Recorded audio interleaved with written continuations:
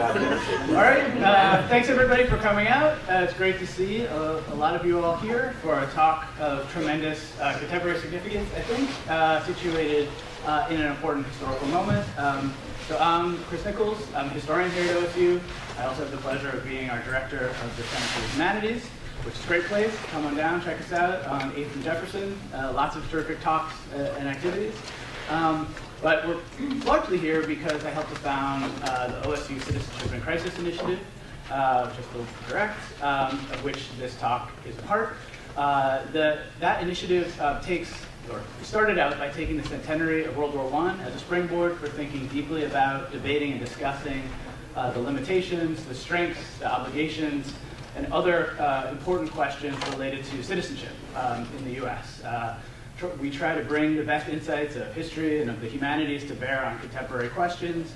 And in essence, it's a series of engaged democracy. So we're trying to provoke thought. Hopefully this talk and then the conversation that follows will be part of that, to generate more useful ideas in the world around us. We began with questions of citizenship and crisis and the relationship between the two. And I think some of the examples in Professor Sarah Snyder's book that she'll be talking about will helpfully illuminate that relationship. So I also have a few quick thank yous, as are always required for all academic events. Thank you to our great guest who's here. Thank you to Natalia Bueno, who helps organize all kinds of terrific things for us. Thank you to the Dean of the College of Liberal Arts, Larry Rogers, and to the Director of the School of History, Philosophy, and Religion, Nicole von Germeden. This series wouldn't be possible without all those players helping make it happen. A few quick normal other reminders. Please silence your phones. I often say some version of why do phones always go off in class and faculty meetings when we always should know better. So hopefully we all know better in this room. Second, if you have to take off early, no problem. Just do so as quietly as possible. Third, we've got some food and drink, some caffeine and some sugar to help animate our thinking and keep us going for an hour and a half or something like that. Fourth, the format is me saying some words, introducing our speaker, and then we get to the real event, which is her giving a great talk, hopefully, and then us. No pressure. I'm confident that that's what's going to happen. And then us having an interchange. So be thinking about questions and comments, and hopefully we'll have a great discussion. That usually lasts till about 5:30. We'll be sure to honor your time and get you out of here. But we have the room for a little while longer, and all of our visitors are really kind and generous and often stay longer to answer questions or talk about a variety of topics. So without further ado, a quick introduction of our speaker. I'm so pleased to introduce Professor Sarah Snyder, who I've tried to get out here for a few years, and our schedules never synced up until now. She's a fantastic scholar and thinker, generous mentor and teacher. She's associate professor in the School of International Service, and affiliate associate professor of history at American University. She's got degrees, a PhD from Georgetown, an MA from the University College London. She did undergrad work at Brown. She taught at the University of College London. She taught at Yale. She's a historian of U.S. foreign relations, specializes in the history of the Cold War, in human rights activism and human rights policy. She's the author of an award-winning book, several books, award-winning book, Human Rights Activism and the End of the Cold War, A Transnational History of the Helsinki Network, from Cambridge University Press, which analyzes the development of transnational networks devoted to human rights advocacy and the Helsinki Final Act.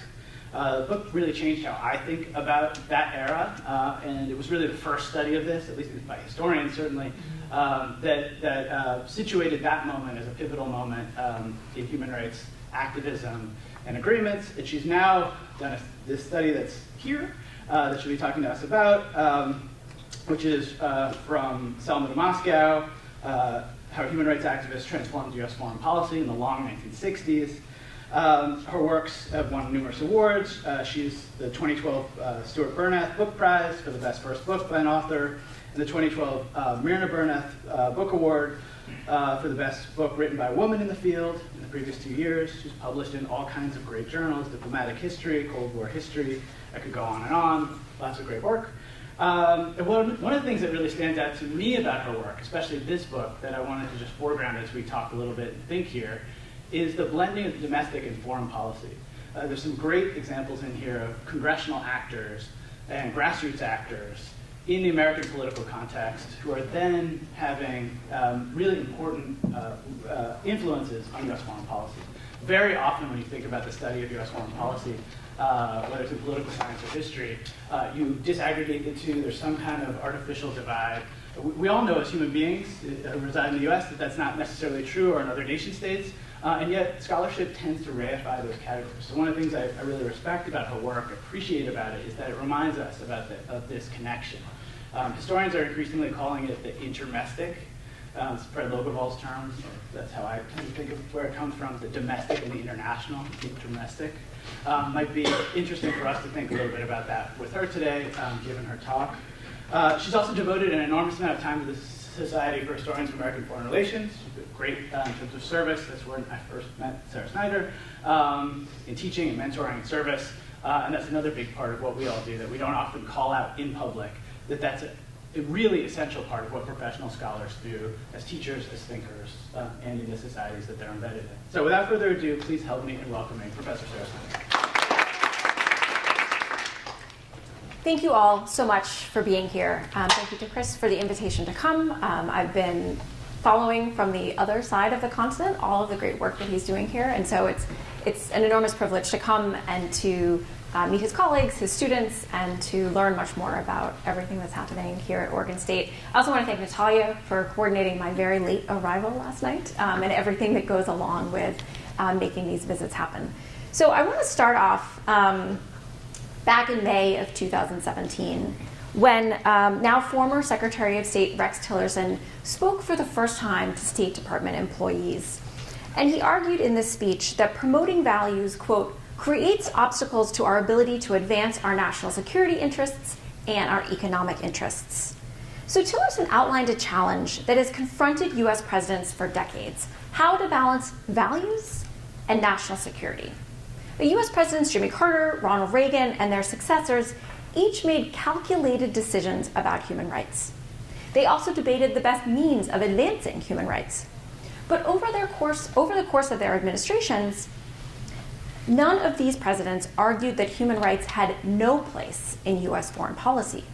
Instead, each believed that the United States' support for human rights signaled the country's distinctiveness, and each recognized that such efforts generated considerable soft power for the United States.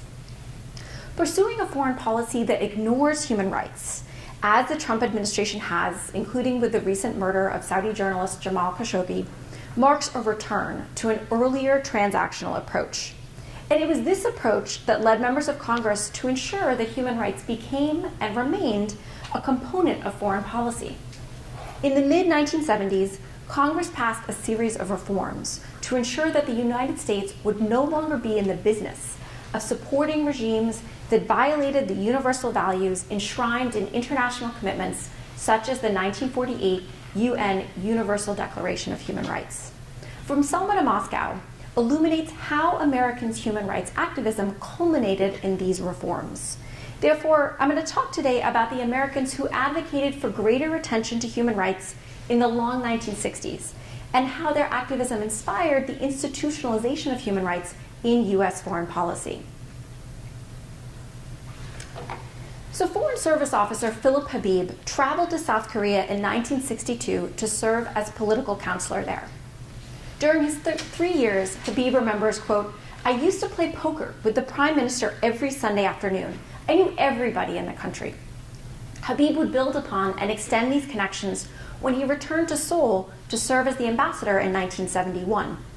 Now, Stanley Zuckerman, who was the information officer and press attaché between 1971 and 1973 in the US Embassy in Seoul, remembers how his friends who were journalists might be arrested by the Korean Central Intelligence Agency and suffer torture after printing what were deemed unacceptable stories.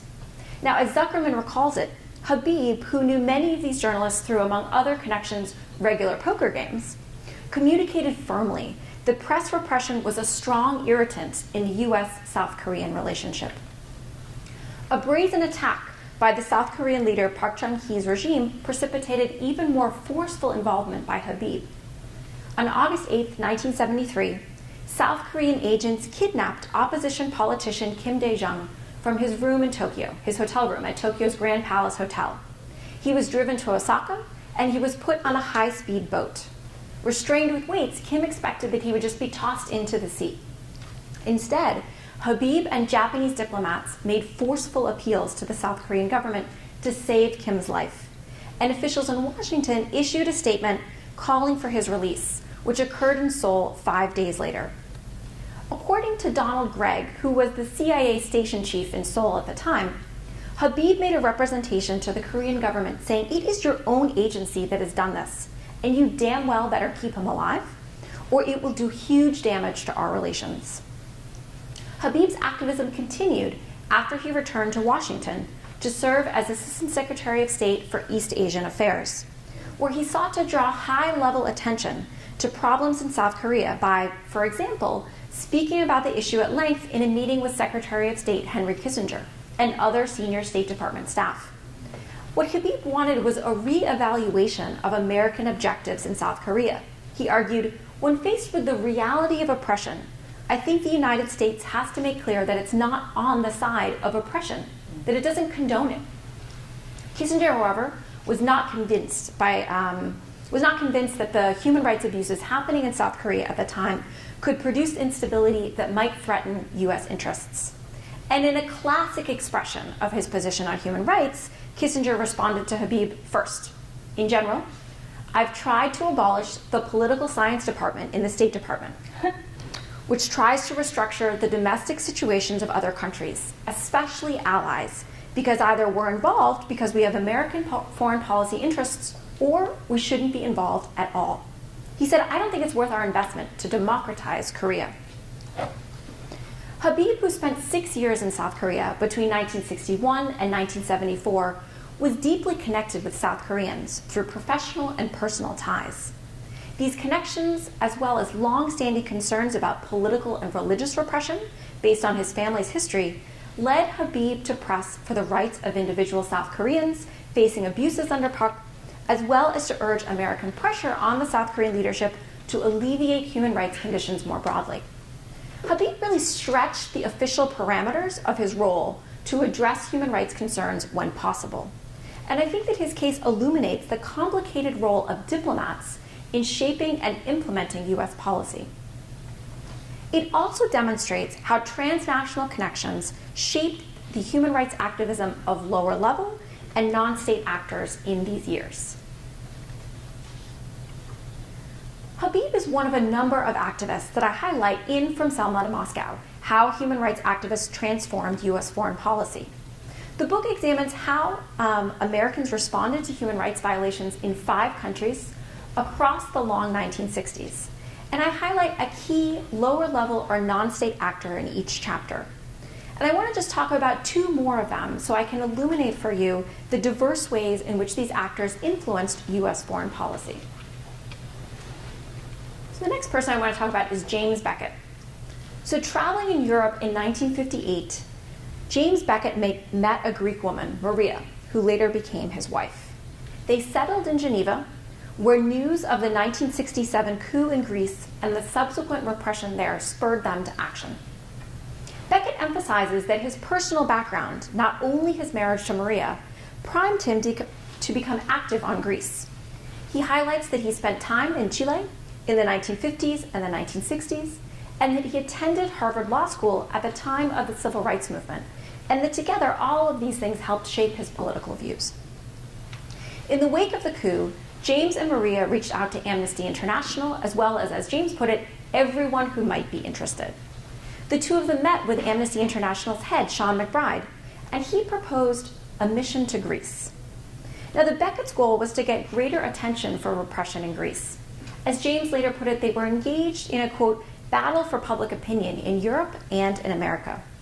Beckett went on to co-author Amnesty International's first report on torture in Greece, which argued, quote, torture as a deliberate practice is carried out by the security police and the military police. And it went on to detail 12 different physical methods being used to torture political prisoners. Amnesty's reporting inspired a range of governmental and non-governmental actors to oppose ongoing U.S. support for the regime. And it was instrumental in keeping attention focused on the human rights abuses in Greece. The Beckett family involvement even extended to James's mother, Elise, who lived in Lakeville, Connecticut. And actually, one of the principal questions that motivated my early research on this project was, why does Elise Beckett, who lives in Lakeville, Connecticut, care so much about what's happening in Greece? And this is sort of how I eventually came to learn about James and his family's story. And one of the interesting things that James Beckett told me when I interviewed him was that in addition to sending the countless letters to members of Congress that I was seeing as I was doing all of this research, she actually took her lobbying directly to the halls of Congress and roller skated around to try and increase the effectiveness of what she was doing. The third person I want to talk about is Joseph Eldridge, who became one of the Washington Office on Latin America, or WOLA's, longtime leaders, after serving as a Methodist missionary in Chile for several years before the 1973 coup. His path to human rights activism began in segregated Tennessee. It built upon a growing consciousness about race that he developed during his university years. It manifested itself in protests against racial segregation and the war in Vietnam. And it was influenced by liberation theology and his missionary training experiences. So as a missionary in Chile, Eldridge worked with others who were concerned about U.S. corporate and government influence there. Now, after the coup and the arrest of 2 Maryknoll seminarians with whom he had worked, Eldridge left the country. Back in the United States, he was drawn into working with WOLA by his opposition to the Nixon administration's actions in Chile. But I would say he was also particularly motivated by knowing victims of the Chilean repression personally. His objective with WOLA was to influence U.S. policy toward Latin America. And to this end, Eldridge remembers that he talked regularly with journalists that he hoped to influence. He introduced them to Latin American dissidents, and he shared leads with them, things that they should be reporting and following up on. He also monitored congressional hearings, he collected information, and he met regularly with members of Congress and their staff. In addition, WOLA organized a trip to Chile for members of Congress in March 1976. Representatives Tom Harkin, George Miller, and Toby Moffett, who were Democrats from Iowa, California, and Connecticut respectively, traveled together with Eldridge to Chile. And Harkin had a particularly eventful visit. This is because he and Eldridge managed to get inside Villa Grimaldi, which was an infamous torture center, before quickly being removed from by Chilean security officials. Upon their return, the 3 members of Congress declared, quote, "During our stay, it became increasingly clear that the junta, with all the sincerity and conviction imaginable, rules nonetheless by terror. We found a silent and pervasive fear in all segments of Chilean society, the oldest of Latin American democracies." Now, through this congressional delegation and other avenues, Eldridge was able to press for greater attention to and action on Chilean human rights violations. In Eldridge's view, what WOLA did was to, quote, take a prophetic view of Latin America and translate it into the clinical language of Washington, the language of legislation and lobbying. In the book, I also analyze growing American attention to and activism on behalf of repressed Soviet citizens, including by Senator Henry F. Jackson, a neighbor to all of you here. I also demonstrate how Southern Rhodesia's 1965 unilateral Declaration of Independence spurred civil rights leaders in the U.S. and others concerned with racial discrimination, such as U.S. Ambassador to the United Nations Arthur J. Goldberg, to urge Lyndon Johnson's administration to undermine the white regime there. I explore how, in the case of Greece, the junta's harsh treatment of its perceived enemies in the wake of the 1967 coup galvanized many Americans, including Beckett. I examine how frustrations with U.S. policy towards South Korea, expressed by Habib and others, led to efforts to curb military and economic assistance to Seoul.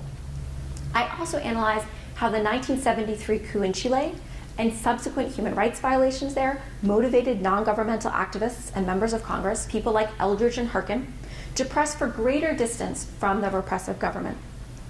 In each case, activists and members of Congress attempted to utilize available tools, but they were often stymied by the White House. And this growing frustration of the sort of obstacle presented by the White House, I argue, produced a congressional revolution that laid the foundation for the institutionalization of human rights as a priority in U.S. foreign policy. And therefore, the final chapter explores a series of hearings held in 1973 on human rights by Representative Donald Fraser from Minnesota and his House Subcommittee on International Organizations and Movements that fundamentally recalibrated U.S. foreign policy formulation. The subcommittee's hearings precipitated a wave of legislation that reshaped the State Department's bureaucracy and that formalized human rights as a factor in U.S. policy. And these efforts laid the foundation for the issue's continuing significance in the years that followed.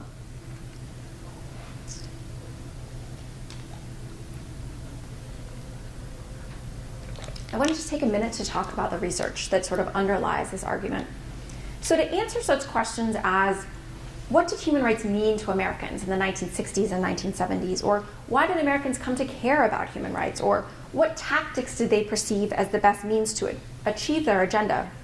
I conducted research in the United States, in the UK, in Chile, Switzerland, and the Netherlands. The most fruitful research for this project were the personal papers of members of Congress, the archives of non-governmental organizations like Amnesty International, the International League for the Rights of Man, and the American Civil Liberties Union, as well as oral histories of American diplomats, people like Philip Habib. I was also fortunate to conduct interviews with James Beckett, with Joe Eldridge, with Donald Fraser, and with others. Also, National Security Council records and State Department records were useful in assessing how external pressure was experienced inside the executive branch by U.S. policymakers. And finally, I found unanticipated interventions by the Secretaries of Defense and Treasury, and so that broadened the types of federal records that I was using. I want to talk a little bit about the countries that I chose to focus on, the Soviet Union, Southern Rhodesia, Greece, South Korea, and Chile. I selected them after extensive examination of the records of the relevant presidential administrations for the years that the book covers, as well as State Department records, congressional records, records of the United Nations, as well as interested non-governmental organizations. And the 5 countries that I chose had the human rights records of most interest to all of these constituencies at the time. But also they represent diversity in terms of geography, in terms of ideology, sort of where they were on the Cold War divide, and in terms of the rights that were being violated in these countries. Certainly there are other countries like Iran or China that we know had widespread human rights violations at the time. But for a range of reasons, they didn't spark as much outrage as the countries that I've chosen to focus on. One exception is South Africa, which did warrant significant interest at the time, but in my view, it had already received significant scholarly attention, so I chose to focus on Southern Rhodesia instead. And also just to define some of the terms that I'm using, when I use the term human rights, I'm employing it as activists at the time did, to signal support for the rights to due process, the practice of one's religion, freedom of movement, participation in one's own government, as well as freedom from racial discrimination and torture. Essentially, to use shorthand, they were largely attentive to civil and political rights, not the fuller list of human rights that were outlined in the UN's Universal Declaration of Human Rights. Also, when I use the term long 1960s, I'm talking about the years from John F. Kennedy's inauguration in 1961 to Jimmy Carter's in 1977. Domestically, I see the long 1960s as a distinctive period that's characterized by the height of the civil rights movement and other rights-based movements, and the movement to end the war in Vietnam, all of which collectively reshaped American politics and society. In terms of foreign policy, I also see the long 1960s as a distinct period, marked not only by the war in Vietnam, but also by increasing challenges to U.S. power in the Third World, and efforts to reduce tension with the Soviet Union amid unrelenting competition. I would say that one signal of how the long 1960s was distinct from the period that preceded it is the increased use of the term human rights. Here I've just used the New York Times as an example, and we can see that the term human rights is used on average 2.4 times more per year during the long 1960s than the 8 years of the Eisenhower administration that preceded it. Furthermore, the incidence of the term human rights more than doubles between 1961 and 1976, although you can clearly see there's fluctuations along the way. This is not just a sort of straight upward line. So now I want to return to talking about my argument. What led Americans to care about international violations of human rights? So previous accounts, for those of you who are familiar with the literature, have focused largely on the 1970s as a period of emerging concern about human rights abuses, whether as a result of Jimmy Carter's election, guilt over the war in Vietnam, or failed political utopias. In contrast, my book identifies transnational connections and the social movements of the long 1960s as the foundation of human rights activism in the United States. So the long 1960s was a decade of decreasing costs for international travel and increasing advances in television and satellite communication. The 1960s also offered new opportunities for Americans to travel and work abroad. And returning Peace Corps volunteers, missionaries, and academics were often attracted to human rights activism by the transnational connections they made during their international experiences. The Americans motivated by transnational connections or other impulses, such as Habib, Beckett, and Eldridge, were entrepreneurs in the growing movement for human rights in these years. Other Americans were drawn to human rights activism through broader changes taking place internationally and within the United States in the long 1960s that primed them to care about human rights violations. Internationally, decolonization increased demands on the United States to take greater account of racial discrimination in its own practices and in its foreign policy. In addition, at the international and domestic levels, the increasing influence of NGOs, including some of which were focused on human rights, influenced growing American activism. And domestically, the movements for African American freedom and against the war in Vietnam shaped Americans' thinking about the policies of their government and led many to push for new approaches to human rights in U.S. foreign policy. Now, displeasure with the conduct of U.S. foreign policy, including not only the war in Vietnam, but also the 1965 intervention in the Dominican Republic, support for military dictatorships, and covert intelligence operations abroad, all corroded the Cold War consensus that had privileged containment and anti-communism over other priorities. Now, non-state actors have always played an influential role in shaping U.S. foreign relations, but changes in the 1960s opened space for them to have an enhanced role in policymaking, which for some time had been dominated by a closed elite group who subscribed to a consensus view of U.S. policy. As this consensus weakened, members of Congress asserted themselves more forcefully in the policymaking process and at times used their control of the appropriations process to wield greater influence. The breakdown of the Cold War consensus also produced a degree of democratization in foreign policymaking. And the book shows how activists, lawyers, and religious leaders involved in human rights work seized new opportunities to shape U.S. foreign policy. As the political scientist Michael Nelson has pointed out, narratives about the 1960s have often emphasized turbulence, division, and political crisis. But these ruptures also offered opportunities for human rights activists to advance their agenda. The support for human rights was also closely connected with domestic concerns about civil, political, economic, and social rights in the 1960s. But I would say that the 1960s era social movements were not only an inspiration to Americans who were concerned about human rights, but it also gave them a license to criticize other countries' human rights records. During the Eisenhower administration, Americans had been aware that their country's record on race left it open to considerable criticism. But as the United States made strides through court decisions such as Brown versus Board of Education, protests to end segregation, and legislation such as the 1964 Civil Rights Act and 1965 Voting Rights Act, as well as the greater visibility of African Americans in public life, criticism of the American race record at the UN declined. And US policymakers gained greater confidence in talking about human rights violations abroad. Put another way, as the United States made more progress on the fulfillment of civil rights domestically, it was better situated to contribute internationally regarding human rights. Fundamentally, the civil rights movement wanted the federal government to protect Americans from violations of their rights. And that thinking led by extension to a belief that the United States could play a similar role in protecting people from violations abroad, whether in Southern Rhodesia, South Africa, Greece, and elsewhere. In many ways, the human rights activists that I look at were building on the successes of the civil rights movement, in that white and black liberals sought to export the movement's victories abroad. And the book's title, From Selma to Moscow, evokes that impulse. Liberal Jews participated both in the campaign for racial equality in the United States and efforts to enable immigration for Soviet Jews. And I would say that we can see really strong evidence of the interconnection among these different movements in a photograph of a sign. This is from a rally in March of 1965 in Philadelphia. I realize it's a little faint. For those of you who had a hard time reading, it says, Selma or Moscow. Human liberty is indivisible.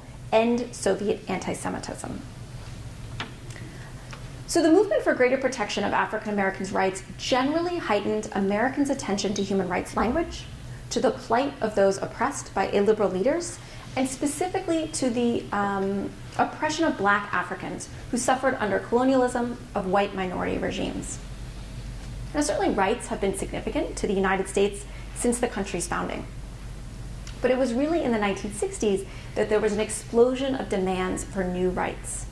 The historian Brian Below has written that the civil rights movement provided a how-to guide to would-be organizers. For activists, he says, as the activists from the civil rights movement moved on to the New Left, feminists, and even the environmental movements. And I would argue that human rights activists were also inspired by students of, and in some cases, participants in the civil rights movement. And just to give you one notable example of this shift from civil rights work to human rights activism, the Lawyers' Committee for Civil Rights Under Law, which began in response to John F. Kennedy's call for a legal approach to the civil rights movement, moved on to later defending South Africans who were charged under apartheid legislation. So beyond talking about the inspiration of this human rights activism, essentially the transnational connections and the social movements of the 1960s, I now want to turn to talking about the two other aspects that I see as distinctive of US human rights activism in the long 1960s, and that's the focus of the activism and the adoption of a new language to express activist concerns. So since the late 1940s, human rights groups had largely been headquartered in New York City, where with UN observer status, they could direct their attention to UN bodies and diplomats. The International League for the Rights of Man had a model that I think was pretty standard at the time. When they became aware of a human rights violation, they tried to bring attention to its mission at the UN, to maybe bring the attention of the Secretary General of the UN or sort of other members of the community in New York. And so I think it's notable that in July of 1967, the International League for the Rights of Man outlined a plan to begin more aggressively tackling human rights violations by moving away from focusing only on diplomats in New York. And by 1975, the International League proposed creating a lawyers' committee in Washington that it saw as an effort to enhance its effectiveness in achieving the organization's agenda. Moving on from the International League for the Rights of Man, Amnesty International USA did the same thing. It had long been headquartered in New York City since it was founded in the mid-1960s, but in 1976 it opened a Washington office. So I think what's happening here is moving a geographic focus of human rights activists from New York City to Washington. And I think that this movement reveals a deep frustration with the UN as a forum for addressing human rights violations. Now, I would say that this is not only something that's happening among American activists. I've also tracked this with Soviet dissidents who shift from focusing their attention on bodies at the UN to trying to reach out directly to, say, members of the US Congress. But it's because they've lost faith as the UN as a body where human rights can be protected. In the long 1960s, instead of the UN, these non-state and lower-level actors saw the United States government as the entity that could have the greatest effect on human rights violations abroad. Their vision locates the United States, both its values and its power, at the center of the international system. And I think that such a vision really illuminates how these Americans conceived of their role in US foreign policymaking and the role of the United States in the world in the long 1960s. Turning now to language. The long 1960s was a period in which Americans who fought against racial discrimination, U.S. support for repressive regimes, and the use of torture came to adopt the lexicon of human rights to describe their activism. Joseph Eldridge, who I talked about earlier, commented before the Fraser Report, and that's the report that came out as the culmination of Donald Fraser's 1973 hearings. He said, before the Fraser Report, I didn't think of what I was doing as human rights work. Similarly, Ronald Palmer, who was a longtime State Department official, remembers that in the middle of 1975, he was asked to join a team working on, as he put it, something called human rights. And I think that suggests that the language was still novel in the State Department in the mid-1970s. So why is this all important? Well, I think that why Americans came to care about human rights in the 1960s is important, because the reasons for this activism guided the solutions desired and achieved.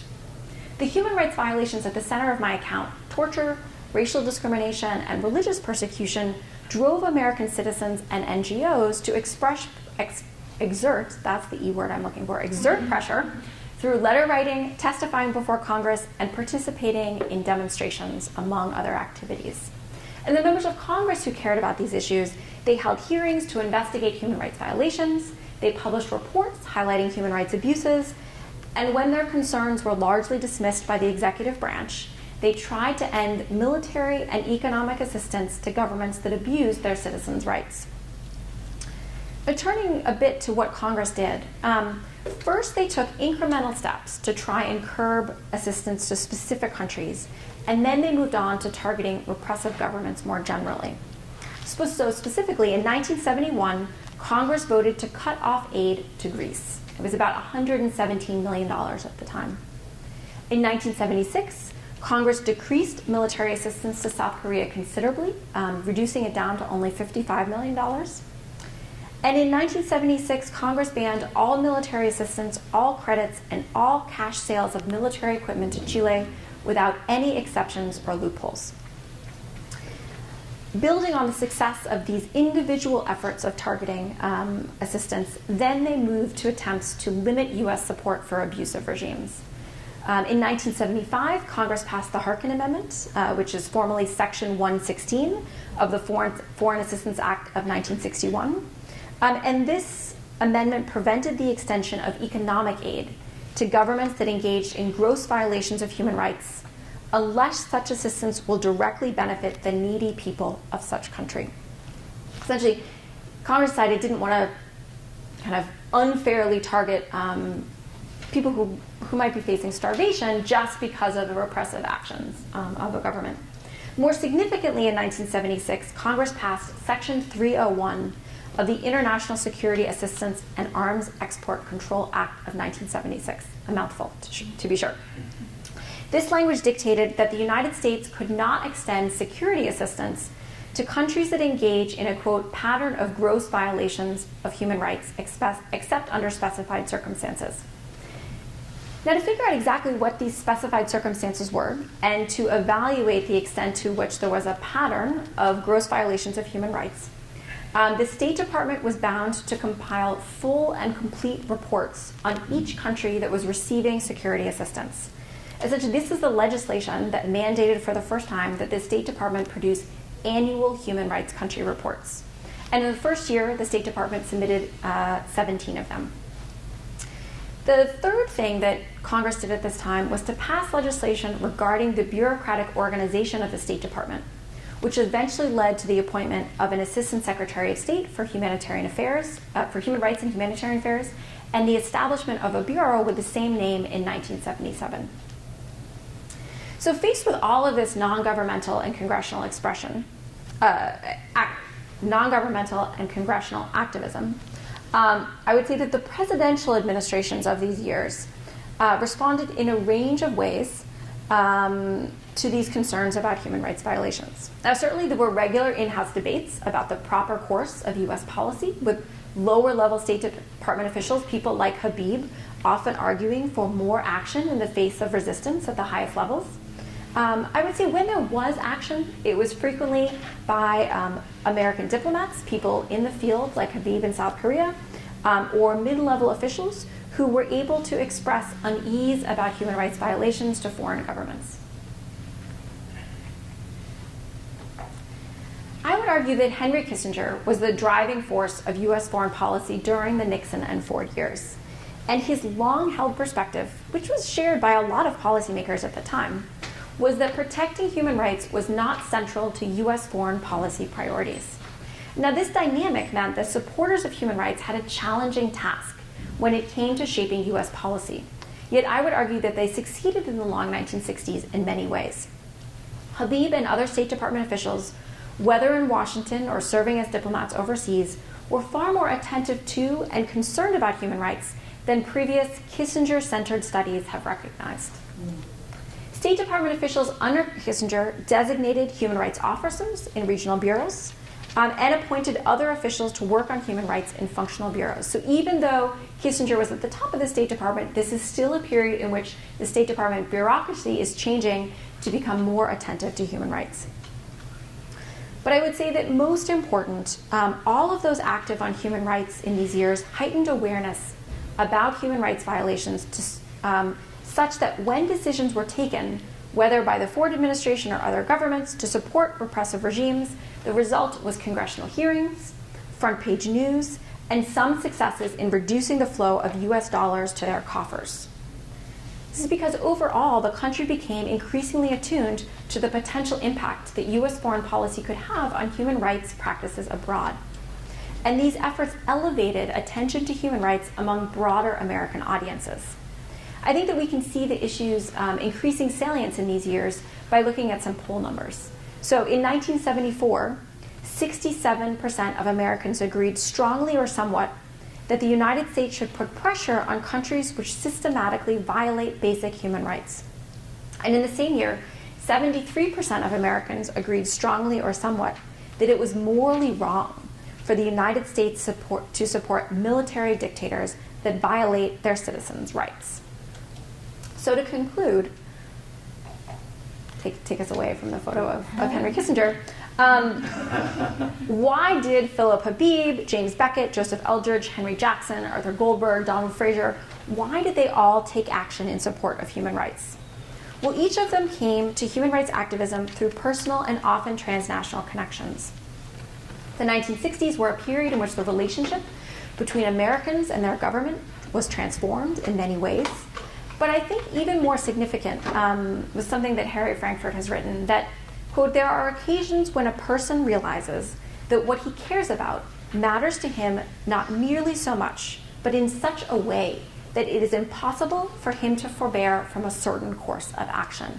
And I think that because of the transnational connections they had, this is what happened to the activists that I focus on in the book. And these individuals then became entrepreneurs for human rights activism in the United States and engaged in contentious politics, to use Charles Tilley and Sidney Tarrow's language. As entrepreneurs, Habib, Beckett, Eldridge, and Fraser galvanized other Americans to work alongside them in pressing for greater human rights attention in US foreign policy.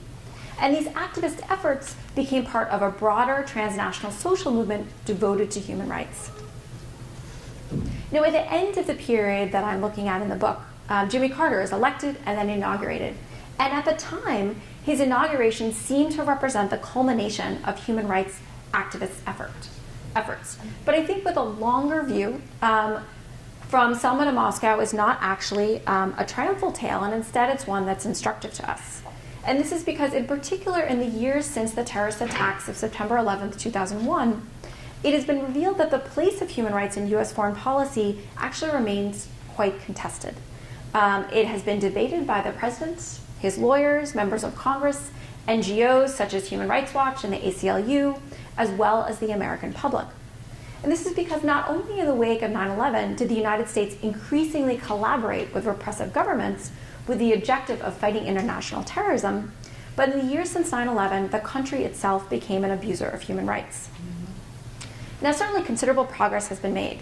The United States no longer tortures or operates covert prisons, but many troubling policies, such as rendition, indefinite detention, and the use of drone warfare remain.